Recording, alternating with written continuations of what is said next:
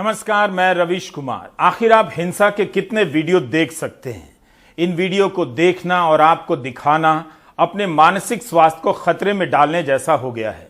तब सवाल यह भी उठता है कि जो लोग हिंसा में शामिल हैं और उनके समर्थन में बोलते हैं या चुप रहकर सपोर्ट करते हैं, क्या उनका मानसिक स्वास्थ्य बेहतर हो जाता होगा? उन्हें नींद अच्छी आती होगी? हर किसी को हिंसा का समर्थक घोषित करना उचित नहीं होगा, लेकिन व्हाट्सएप ग्रुप में हिंसा का वीडियो, नफरती मीम फॉरवर्ड करने वालों को इस श्रेणी में रखा ही जा सकता है। इन लोगों के बारे में ही कल्पना करें तो आपकी कल्पनाएं हैरान रह जाएंगी। जैसे हिंसा का वीडियो फॉरवर्ड करने वाला क्या अपना सीना गुब्बारे की तरफ फुला देता होगा? इस तरह भड़काऊ पोस्ट के नीचे थम्स अप लगा देता होगा और किसी का ठेला पलट देने की खबर के नीचे स्माइली लगा देता होगा। मांसाहार को लेकर झगड़े के वीडियो देखने के बाद क्या उसने मीट, मछली और अंडा खाना बंद कर दिया या किसी बड़े रेस्तरां में जाकर चिकन करी ऑर्डर करने की योजना बना रहा होगा?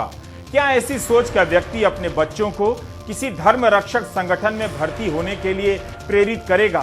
क्या वो कहता होगा कि आईआईटी की कोचिंग से लौटते वक्त कुछ समय धर्म की रक्षा में किसी मस्जिद की दीवार पर चढ़ने का भी अभ्यास करते रहो? कुल मिलाकर हिंसा के समर्थन में खड़े समाज के अलग अलग तबके के लोग इन दिनों जीवन कैसे जी रहे हैं, ये जानना चाहिए।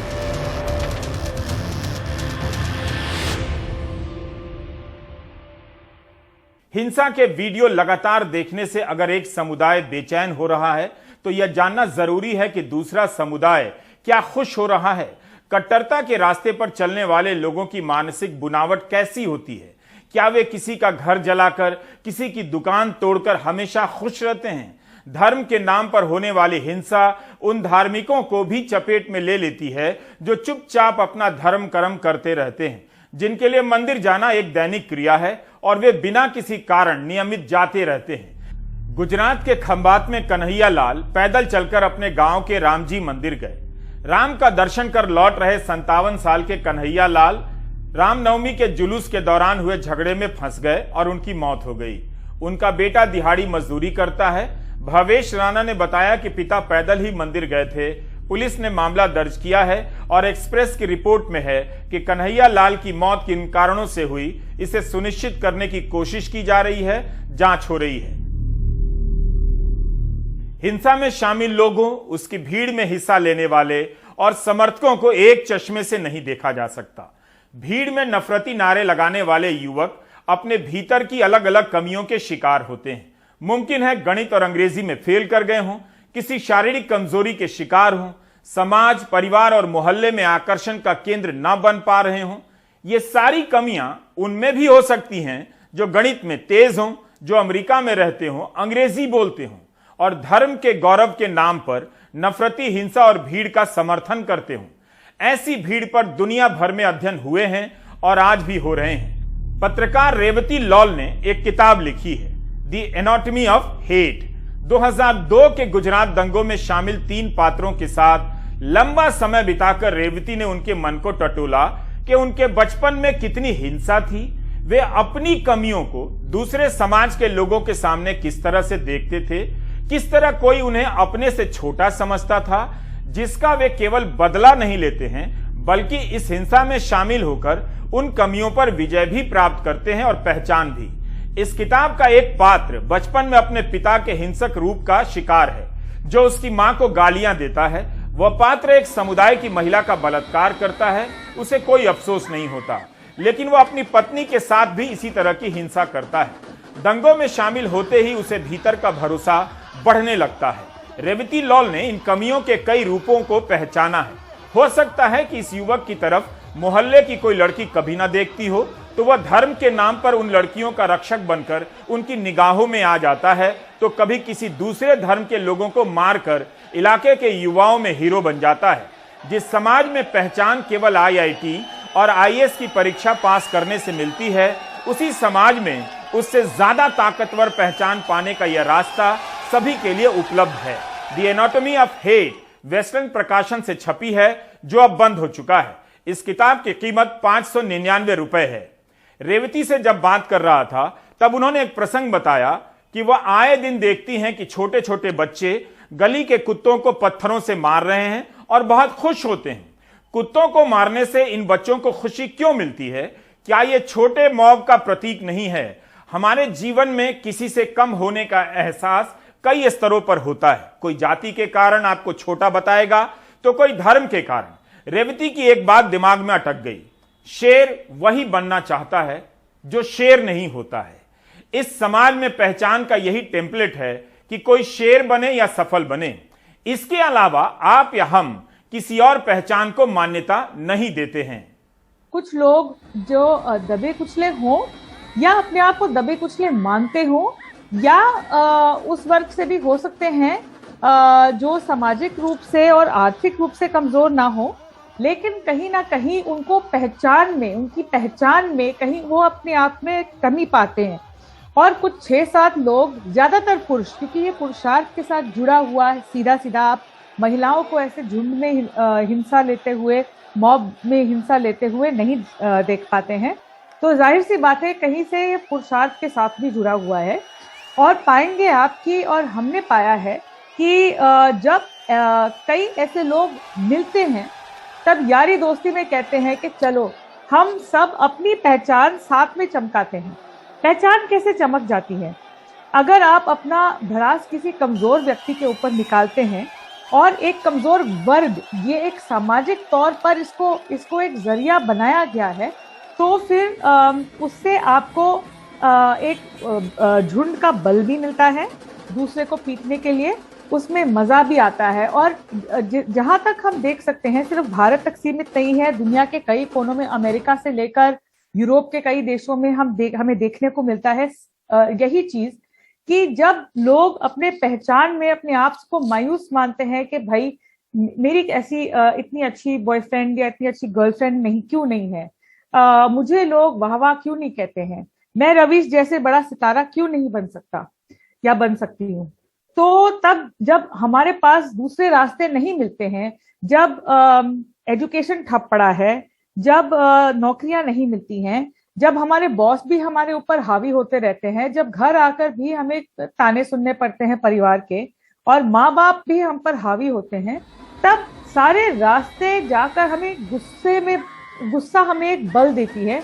और दूसरों के गुस्से में जब हम मिलाकर इसका एक सामाजिक उत्थान का एक जरिया बनाते हैं, तो ये एक अच्छा सा ढांचा मिर्चीदार पनपती हुई तली हुई पकौड़े के जैसे खाने लायक चीज बन जाती है, जिसको हम निगल कर अपने सारे दिल का भड़ास निकाल देते हैं। तो इसका एक बहुत ही, हम इसको नकारात्मक रूप से देखते हैं, लेकिन इसका सकारात्मक फायदा इस भीड़ के इसमें हिस्से लेने वाले लोगों को इसमें क्या सकारात्मक चीज मिल रही है, वो जब तक हम नहीं देखेंगे, इसको पहचान नहीं पाएंगे, इससे निकलने की भी कोशिश, इसकी प्रक्रिया भी नहीं बना पाएंगे। तो निकलने की भी प्रक्रिया है इससे। अगर हम दूसरी ऊपर उठने की सीढ़ियां तैयार कर पाए तो पहले हमें देखना पड़ेगा कि इस सीढ़ी से मिलता क्या है। एक तो सोशल स्टेटस बढ़ती है, पावर आता है हाथ में, सीधा सीधा हम दूसरों को दबाकर अपने अंदर हम बिल्कुल दबाए हुए हैं, मायूस फील हो रहे हैं, एकदम से सीना चौड़ा करके हम जीने लगते हैं। तो हमारी पहचान बढ़ती है और हम अपने आप को लाइक करने लगते हैं। इससे पहले हम अपने आप को उतना पसंद नहीं करते हैं। और ये जब हम ऐसे झुंड के एक एक व्यक्ति को अलग अलग उनकी मानसिक दिशा को देखते हैं, तो हम पाएंगे कि ये लोग ज्यादातर पुरुषार्थ से जूझते हुए ऐसे व्यक्ति होते हैं जो काफी हद तक खुद हिंसा का शिकार हो चुके हैं, कहीं ना कहीं या सामाजिक रूप पे, या उनकी पूरी समाज दबी हुई है, या व्यक्तिगत रूप पे, या दोनों। और फिर सामाजिक रूप पर ये बड़े पैमाने पर तब धारणा लेती है जब समाज के दूसरे तत्व जिससे हम ऊपर उठ सकते हैं, जैसे कि व्यवसाय, जैसे कि एजुकेशन, ये सब खत्म होने लगते हैं, तो यही एक जरिया मिलता है आगे बढ़ने के लिए। ऐसा नहीं है कि सभी कमजोर लोग यही रास्ता चुन लेते हैं। बहुत से कमजोर या असफल लोग हिंसा से दूर भी रहते हैं, लेकिन जो हिंसा के करीब जाते हैं उनमें यह प्रवृत्ति देखी जा सकती है। हिंसा के प्रति बचपन से आकर्षण और व्यक्तित्व में कमी को सामूहिक रूप से बढ़ावा दिया जाता है। जैसे आपके दिमाग में बार बार भरा जाता रहेगा कि आपके धर्म को दबाया गया है, इस तरह से यकीन दिला दिया जाएगा कि धर्म का पालन अब कर पा रहे हैं, पहले तो आप पूजा भी नहीं कर पाते थे। आप इतिहास के दूसरे तथ्यों को देखना बंद कर देते हैं और उस भीड़ का पार्ट या समर्थक बन जाते हैं। इस तरह से हिंसा के अंतहीन चक्र में फंसते जाते हैं। लोग फंसते रहे, इसके लिए इतिहास से सही और फर्जी किस्से बार बार खड़े किए जाते हैं। यह तो हुआ कि कोई नौजवान कट्टरता की तरफ किन किन कारणों से जाता है, लेकिन हमारा फोकस इस बात पर भी है कि जो कट्टर बनता है उसके मानसिक स्वास्थ्य पर क्या असर पड़ता है। क्या वह इस नई पहचान से हमेशा खुश रहता है? भीड़ में शामिल होने से जो ताकत मिलती है उससे वो आनंद में रहता है, या हिंसा के बाद उसे भी बुरे सपने आते हैं? पॉलिटिकल रिलीजियस वायलेंस जो होते हैं, जो सामने वाले इंसान को बिल्कुल कोई जानता नहीं होता, पर उसकी आइडेंटिटी के वजह से, उसकी हेट के वजह से वो उसे उस किस्म का व्यवहार करता है उसके साथ। तो वो जो है, वो ब्रेन एरियाज जो एक्टिवेट होते हैं वो ओवरलैप करते हैं इन दोनों चीजों के, एडिक्शन के और वायलेंस के। एडिक्शन सब्सटेंस के जैसे कोकेन, हीरोइन वगैरह है, मेथाम्फेटामिन है, अल्कोहल है, और वायलेंस के। और ये जो एरियाज हैं एडिक्शन में इतने इंपॉर्टेंट है, पर ये बात ये भी जरूरी है कि कोई पैदा नहीं होता ऐसे। तो जब हम सीख सकते हैं एडिक्शन करना, तो हम उसे अनलर्न भी कर सकते हैं, मतलब ये भी सिखा सकते हैं अपने आप को कि कैसे इससे बाहर निकलना है।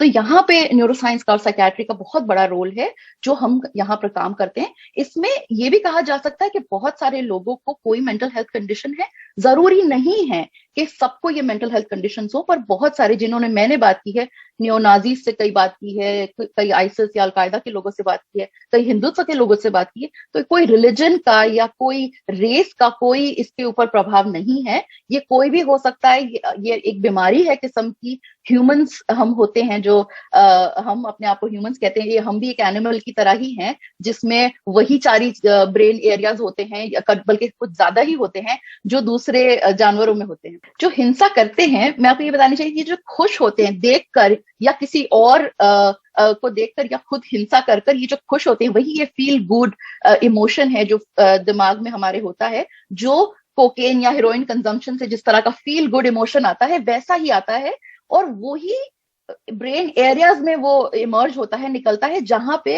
ये कोकेन लेने वाले लोगों को होता है। तो जो उनके मजा आता है, ये वही मजा है जो एडिक्शन में होता है। तो ये हिंसा करने वाले होते हैं जो वो एक किस्म के एडिक्शन का ही शिकार होते हैं, जो हमारे पास अभी तक कोई ठीक तरह से हल नहीं निकल पाए, क्योंकि अभी हमारी साइंस बहुत पीछे है। तो इस वजह से न्यूरोसाइंस और साइकियाट्री इसमें काम कर रही है। और आपका जो दूसरा प्रश्न है उनकी पारिवारिक जिंदगी के बारे में, या किस तरह के होते हैं, तो ये लोग ना आउटवर्डली बड़े ही अपने आप को अच्छा दिखाने की कोशिश करते हैं, क्योंकि उन्हें लगता है कि ये गलत नहीं है।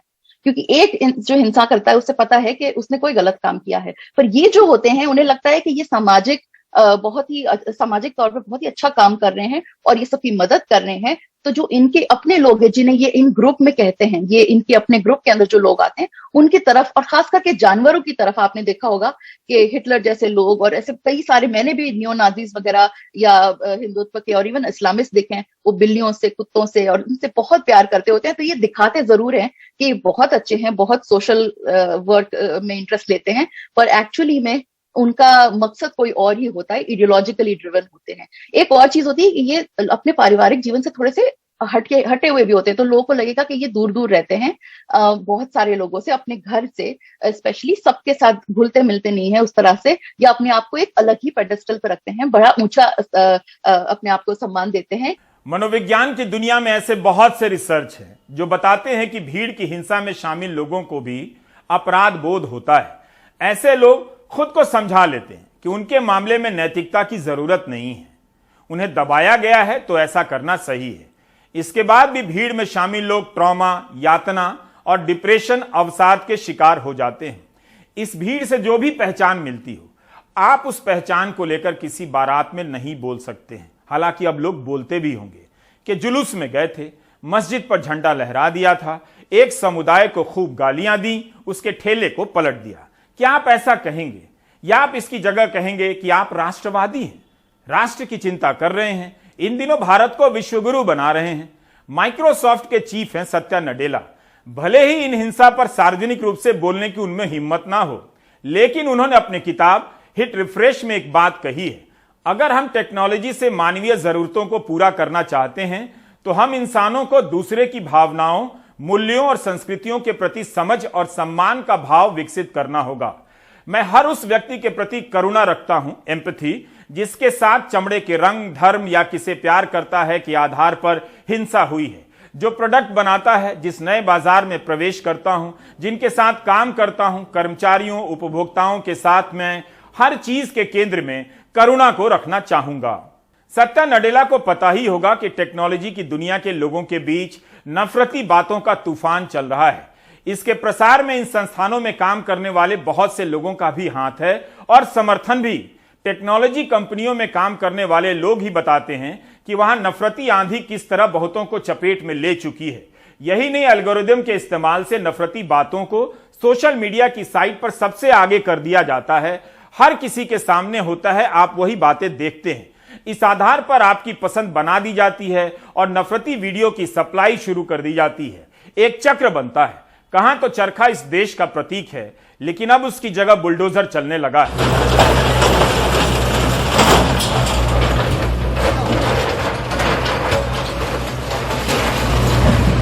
खारगोन में हिंसा के बाद प्रशासन ने कई घरों को ढहा दिया।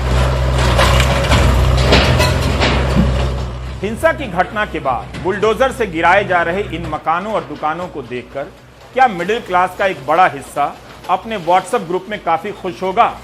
लेकिन इसके बारे में इंडियन एक्सप्रेस के इरम सिद्दीकी ने जो रिपोर्ट की है वो भी पढ़ लीजिए। इरम ने पुलिस से लेकर पीड़ित तक से बात की है। खारगोन में अलग अलग 5 इलाकों में 16 घर और 29 दुकानें ढहा दी गई। मुख्यमंत्री ने कहा था कि क्लेम ट्रिब्यूनल का गठन होगा। क्या गठन हुआ और उसके नतीजे आ गए?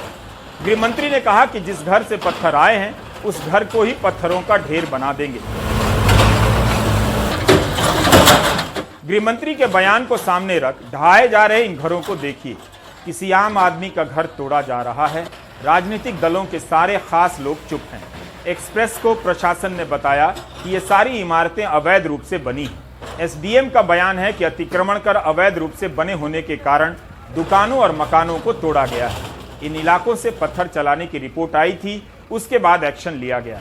तो इस तरह से घरों और दुकानों को ढहा दिया गया। क्या इतनी जल्दी दोष साबित हो गया? 50 साल के रफीक मोहम्मद की दुकान तोड़ दी गई। उनका कहना है कि उन्होंने पत्थर नहीं फेंके, बल्कि दंगाइयों के खिलाफ कार्रवाई वे खुद भी चाहते हैं। अब वे अपना परिवार कैसे चलाएंगे? जामा मस्जिद परिसर में 12 दुकानें ढहा दी गई हैं। इनमें से 4 दुकानों में हिंदू किराएदार थे। दुकानदार नरेंद्र गुप्ता का कहना है कि जितना हो सकता है किसी तरह अपने सामानों को बचाया, लेकिन प्रशासन की तरफ से कोई नोटिस आया हो इसकी जानकारी उन्हें नहीं थी। क्या हम एक तरफा भारत बनता हुआ नहीं देख रहे कि इस तरह से फैसले हो रहे हैं और अतिक्रमण के नाम पर घरों को ढहाया जा रहा है? पत्थर चलाने वालों के नाम पर क्या किसी का भी घर इस तरह से ढहा दिया जाएगा? क्या सिर्फ यही देखा जाएगा कि पत्थर किसने चलाया? क्या यह नहीं देखा जाएगा कि उसे किसने उकसाया? यह सामान्य दृश्य नहीं है। जिस बुलडोजर के पीछे समाज पागल था, वो इसके बहाने अपने भीतर के पुरुषार्थ को चमका रहा था। वह दूसरों के ढहते हुए मकानों को देखकर अपनी हीनता के बोध में गौरव की हवा भर रहा था। लेकिन सोचिए, जिसका घर सुनवाई और दलील से पहले इस तरह से ढहा दिया गया हो, उसका भरोसा संविधान की किस धारा पर मजबूत हुआ होगा? कितने वीडियो हैं जिसमें एक धर्म के विशेष की बहु बेटियों के बलात्कार से लेकर मुस्लिम मोहल्ले में जुलूस रोककर भद्दी भद्दी गालियां दी जा रही हैं। तेलंगाना से एक ऐसा ही वीडियो आया है। ऐसे लोगों पर फूल बरसाए जा रहे हैं, उनके घर तो नहीं ढहाए जा रहे। सबका भारत बनाने के नाम पर एक तरफा भारत बनता लग रहा है। डॉक्टर नरोत्तम मिश्रा मध्य प्रदेश के गृह मंत्री हैं। उनसे जब अनुराग द्वारी ने पूछा तो उनके जवाब बिल्कुल स्पष्ट थे। इस जवाब में ही आपको कानून की प्रक्रिया का नजारा मिल जाएगा। मध्य प्रदेश के गृह मंत्री सवाल के जवाब में कहते हैं, हम आरोप की चिंता नहीं करते, लेकिन मध्य प्रदेश में कोई दंगाई फन उठाएगा तो उसको कुचल देंगे। अनुराग ने पूछा, क्या दंगाई केवल एक ही समाज से हैं? तो मंत्री जी कहते हैं, एक ही समाज से हैं। घर जो टूट रहे हैं, क्या वो अवैध साबित हो गया है? क्या प्रशासन ने अवैध हैं, साबित होने के बाद ही तोड़ रहे हैं। तो वो 84 लोग जिन पर मुकदमा कायम हुआ है, क्या सिर्फ उन्हीं के घर अवैध थे? 94, माफ कीजिएगा, कल तक 84 थे। हाँ, बढ़ गए हैं वो, इसलिए मैंने आपको करेक्ट कर रहा हूँ। जो आए हैं उसमें परीक्षण हो रहा है, परीक्षण होने के बाद ही कार्रवाई हो रही है। पर ऐसा क्यों हो रहा है कि सिर्फ मुस्लिम लोगों को ही निशाना बनाया जा रहा है? क्या हिंदुओं की पत्थरबाजी नहीं? अरे बचाव में कोई क्या कर रहा है ये अलग बात है, हमला किसने किया वो मूल बात है। पर ये साबित हो गया सारी चीजें, मतलब बार बार जो एक बात आ रही है कि सर वो अदालत, बात नहीं है, बार बार कोई बात नहीं आ रही है। आपकी चिंता मैं समझता हूँ, ऐसा नहीं है कि मैं, हमारी फिक्र पूरे समाज के लिए सर, एक तरफा नहीं, कभी नहीं हुई। एनडीटीवी को मैं नियमित दर्शक हूँ, बता रहा हूँ ना आपका। नहीं कोई बात नहीं सर, लेकिन हम बार बार कह रहे हैं कि हमारी फिक्र पूरे समाज के लिए है। राज्य सरकार पर जरूर आरोप लग रहा है कि वो एक धर्म के लिए काम कर रही है। हम आरोप की चिंता नहीं करते, पर मध्य प्रदेश में कोई भी फन उठाएगा दंगाई, उसको कुचल देंगे, ये हम जानते हैं। वो दंगाई एक ही संप्रदाय से है ना? हमला कहां से हुआ? आपने अभी तक ये नहीं दिखाया, एक शब्द नहीं बोला आपने। हम बहुत ध्यान से सुन रहे हैं आपको। आपकी सरकार में मुस्लिम भी न्याय की उम्मीद कर सकते हैं अगर उनके खिलाफ ज्यादती अगर ऐसा हमले करेंगे तो बिल्कुल ना करें, और नहीं करेंगे, शांति से रहेंगे, तो सब प्रेम से रहेंगे। इस जवाब से भीड़ में शामिल दूसरे समुदाय को उकसा रहे नौजवानों को कितना बल मिला होगा। राज्य से हमेशा ही ऐसे तत्वों को समर्थन मिलता रहा है, लेकिन समाज से कभी इतना समर्थन नहीं मिला। बहुत से लोग गुप्त समर्थन करते हैं, बाहर सोसाइटी में पता ना चले, इसलिए हाउसिंग सोसाइटी और रिश्तेदारों के व्हाट्सएप ग्रुप में ऐसे वीडियो फॉरवर्ड करते हैं, सपोर्ट करते हैं। नरोत्तम मिश्रा को याद दिलाना चाहिए कि उनके ही राज्य में 2016 से हैप्पीनेस डिपार्टमेंट चल रहा है, जिसका एक काम सांप्रदायिक तनावों को कम करना भी होना चाहिए। इस विभाग का हिंदी नाम राज्य आनंद संस्थान है। इसमें तरह तरह के आनंद उत्सव, आनंद सभा, आनंद क्लब का जिक्र है। खुश रहने के लिए अन्य बातों के अलावा नागरिकों की मानसिक, शारीरिक और भावनात्मक उन्नति पर भी जोर है। लेकिन इस तरह से जब आप किसी के घर को अचानक ढहा देंगे, किसी समुदाय को गाली देंगे, तब ऐसे दृश्यों को देखकर क्या नागरिक में मानसिक और भावनात्मक उन्नति हो सकती है या दहशत होने लगेगी? क्या आनंद का एक आधार यह नहीं है कि नागरिक का सरकार और समाज में भरोसा बने? जो लोग उकसाने गए या भक्ति गानों में उकसाने की बातें कर रहे थे, क्या वे आनंद का निर्माण कर रहे थे? वैसे राज्य आनंद संस्थान की वेबसाइट से पता चला कि 15 पदाधिकारियों में से 7 पद खाली हैं। इन पदों पर अगर किसी की तैनाती हो जाती तो उसे नौकरी मिल जाती, और जिसे नौकरी मिलती उसके जीवन में आनंद भी आ जाता। कम से कम हैप्पीनेस इंडेक्स के निदेशक का पद तो खाली नहीं रहना चाहिए। मानसिक स्वास्थ्य को बेहतर करने के लिए विभाग बन रहे हैं, मगर उनकी हालत देखकर लगता है कि आनंद कम, पीड़ादायक ज्यादा है। लेकिन अगर यही मंशा है कि मानसिक स्वास्थ्य बेहतर हो, तब फिर राजनीति में मिल रहे हिंसा के समर्थन के बारे में सोचिए। क्या धार्मिक जुलूस में दूसरे धर्म के लोगों को गाली देने से मानसिक स्वास्थ्य बेहतर हो सकता है? कर्नाटक के कांग्रेस नेता डीके शिव कुमार ने सभी धर्म गुरुओं से अपील की है कि भीष्म और द्रोणाचार्य की तरह द्रौपदी का चीरहरण होता हुआ ना देखें, सांप्रदायिक हिंसा के खिलाफ बोलें, आगे आएं।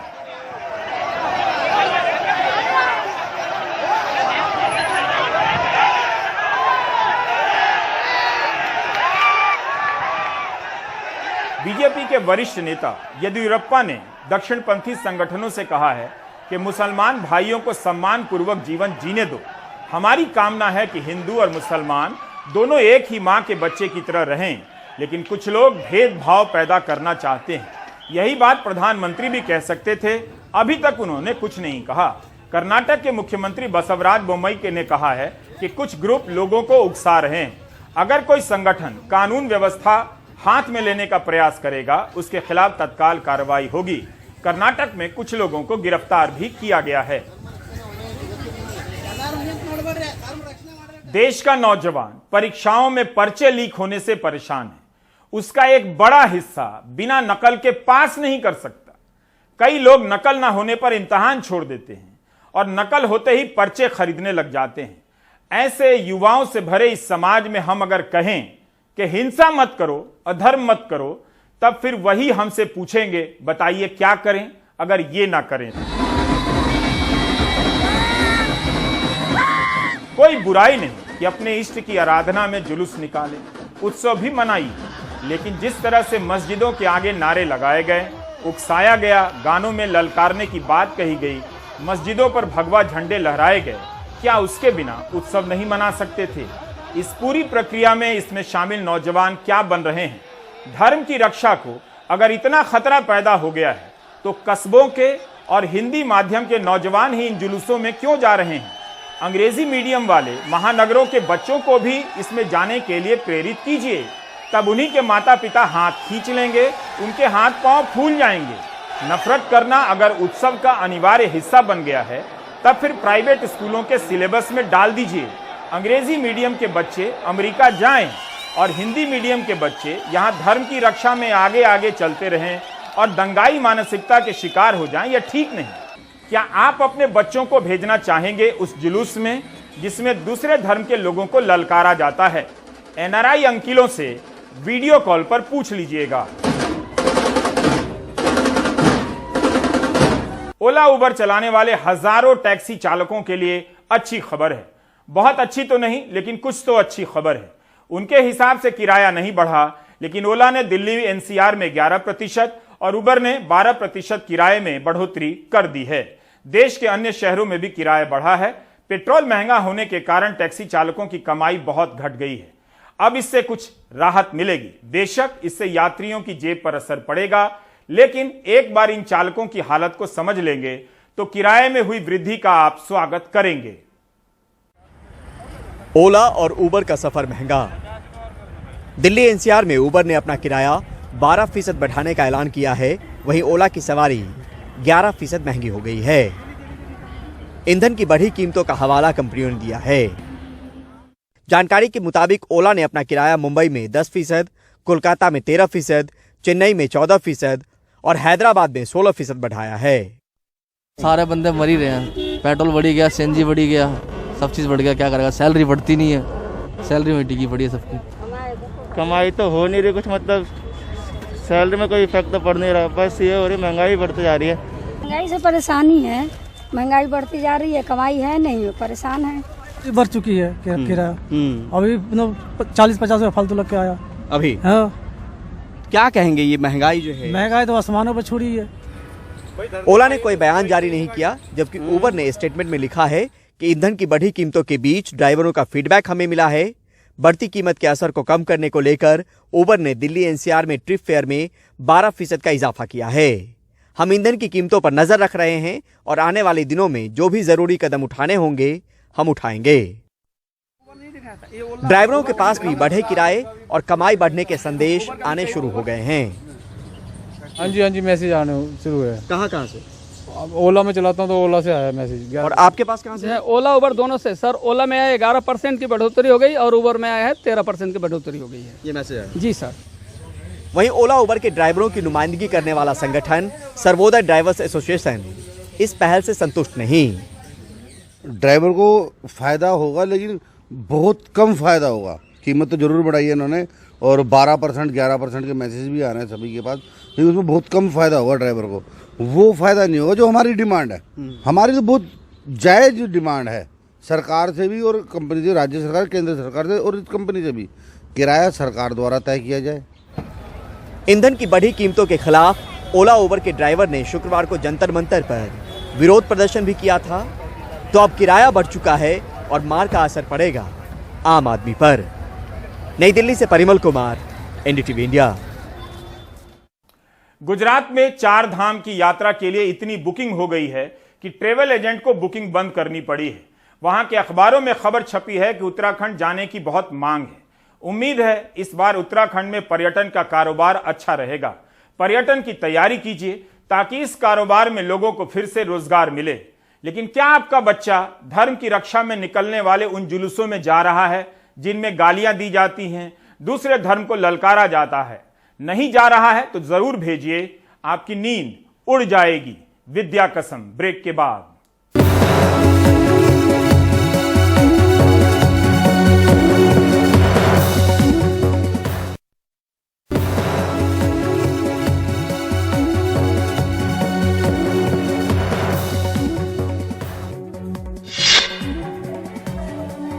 न्यूयॉर्क के ब्रुकलिन सबवे स्टेशन पर आज ताबड़तोड़ हुई एक फायरिंग में कम से कम 13 लोग घायल हो गए। घटना के बाद कई तस्वीरें सामने आई जिनमें खून से लथपथ कई घायल लोग जमीन पर पड़े दिखाई दे रहे हैं और स्थानीय लोग उनकी मदद की कोशिश कर रहे हैं। यह वारदात सुबह हुई जब सबवे स्टेशन पर यात्रियों की काफी भीड़ थी।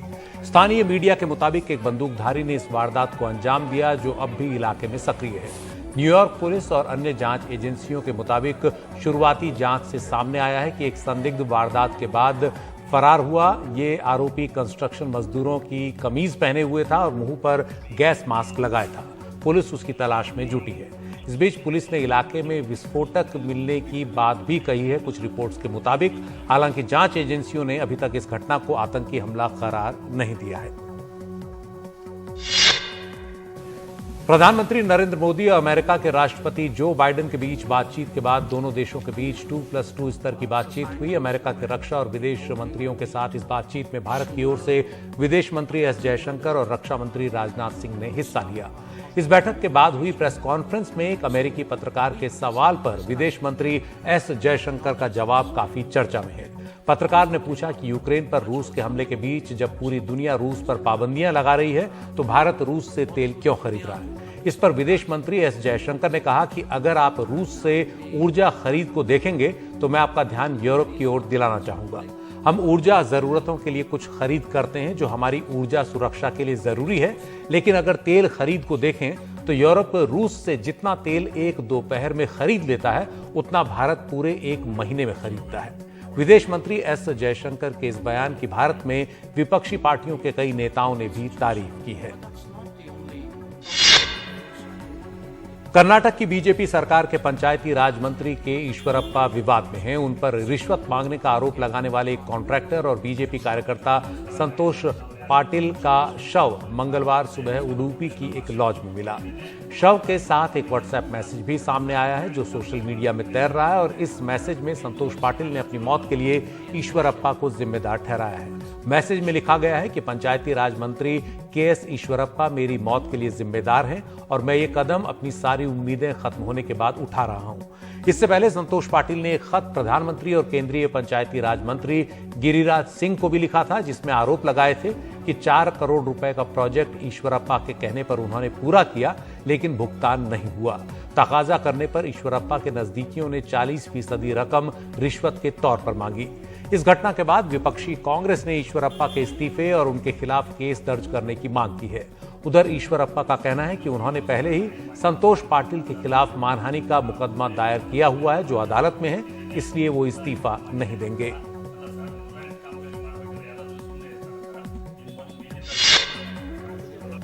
पंजाब के विपक्षी दलों ने आरोप लगाया है कि पंजाब की सरकार दिल्ली के रिमोट कंट्रोल से चल रही है। विपक्ष को यह आरोप लगाने का मौका तब मिला जब दिल्ली के मुख्यमंत्री अरविंद केजरीवाल ने पंजाब राज्य ऊर्जा निगम के वरिष्ठ अधिकारियों से मुलाकात की। इस बैठक में पंजाब के मुख्य सचिव और ऊर्जा सचिव भी मौजूद थे, लेकिन पंजाब के मुख्यमंत्री भगवंत मान इस मुलाकात में नहीं थे।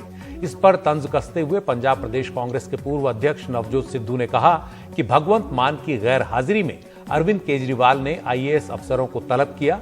इससे डी फैक्टो सीएम और दिल्ली के रिमोट कंट्रोल की पोल खुल गई है। यह संघवाद का उल्लंघन है, पंजाब की अस्मिता पर चोट है। मान और केजरीवाल को इस पर सफाई देनी चाहिए। पंजाब के पूर्व मुख्यमंत्री कैप्टन अमरिंदर सिंह ने आरोप लगाया कि सबसे खराब की उम्मीद थी, सबसे खराब ही हुआ। उम्मीद से काफी पहले अरविंद केजरीवाल ने पंजाब को अपने हाथों में ले लिया। भगवंत मान एक रबर स्टैंप है, ये सबको पहले से पता था, लेकिन केजरीवाल ने दिल्ली में पंजाब के अधिकारियों की बैठक की अध्यक्षता कर इसे साबित भी कर दिया। इस पर आपके वरिष्ठ नेताओं की ओर से तो कोई प्रतिक्रिया नहीं आई, लेकिन पंजाब में आपके प्रवक्ता मलविंदर सिंह ने सफाई दी कि केजरीवाल आम आदमी पार्टी के राष्ट्रीय संयोजक हैं। हम हमेशा उनकी सलाह लेते हैं। अगर किसी सकारात्मक कदम और पंजाब की बेहतरी के लिए कोई अनौपचारिक बैठक होती है तो विपक्ष को इसकी आलोचना नहीं करनी चाहिए, बल्कि इसका समर्थन करना चाहिए। इस बीच भगवंत मान ने एक ट्वीट किया है जिसमें उन्होंने कहा है कि दिल्ली के मुख्यमंत्री अरविंद केजरीवाल के साथ बहुत अच्छी मीटिंग हुई है। बहुत जल्द पंजाब के लोगों को एक अच्छी खबर दूंगा। आम जरूरत की चीजों की कीमतें बढ़ने की तस्दीक आंकड़े भी कर रहे हैं। मार्च के महीने में खुदरा महंगाई दर बढ़कर 6.95% हो गई है, जबकि फरवरी में ये 6.07% थी। ये तब है जब मार्च की इस खुदरा महंगाई दर में पेट्रोल, डीजल और सीएनजी की महंगाई पूरी तरह शामिल नहीं हुई है। अंतर्राष्ट्रीय बाजार में कच्चा तेल महंगा होने के बाद पिछले 21 दिनों में पेट्रोल और डीजल के दाम 14 बार बढ़े हैं और इनमें 10 रुपए प्रति लीटर तक की बढ़ोतरी हो गई है। ईंधन के दामों में इस तेजी का असर बाकी महंगाई पर भी पड़ता है और वो भी मार्च के आंकड़ों में पूरी तरह नहीं दिखी है। महंगाई दर बढ़ने के बाद रिजर्व बैंक पर भी अब ब्याज दरें बढ़ाने का दबाव बढ़ गया है। झारखंड के देवघर में केबल कार हादसे की झारखंड हाईकोर्ट ने राज्य सरकार से विस्तृत रिपोर्ट मांग ली है। राज्य सरकार को एक पखवाड़े के अंदर यह रिपोर्ट हाईकोर्ट को सौंपनी है। इस केबल कार हादसे में 3 लोगों की मौत हो गई। करीब 45 घंटे तक चले बचाव अभियान में 40 से ज्यादा लोगों को बचा लिया गया। ये बचाव अभियान काफी मुश्किल और खतरनाक हालात में अंजाम दिया गया, जिसमें सबसे बड़ी भूमिका भारतीय वायुसेना के हेलीकॉप्टरों और वायुसेना के गरुड़ कमांडोज ने निभाई। जमीन पर सेना, एनडीआरएफ और आईटीबीपी के जवानों के साथ स्थानीय लोगों ने बचाव अभियान में हिस्सा लिया। बचाव अभियान के दौरान 2 लोगों की मौत नीचे गिरने से हुई। अब इस हादसे की वजहों की जांच चल रही है। शुरुआती जांच से पता लग रहा है कि रोपवे चलाने वाली कंपनी केबल कारों की ठीक से देखरेख नहीं कर रही थी। हादसे के दिन रविवार को केबल कारें सुरक्षा नियमों को ताक पर रखते हुए ज्यादा लोगों को भरकर चलाई जा रही थी। झारखंड के मुख्यमंत्री हेमंत सोरेन ने कहा कि वो इस हादसे की गहन जांच कराएंगे।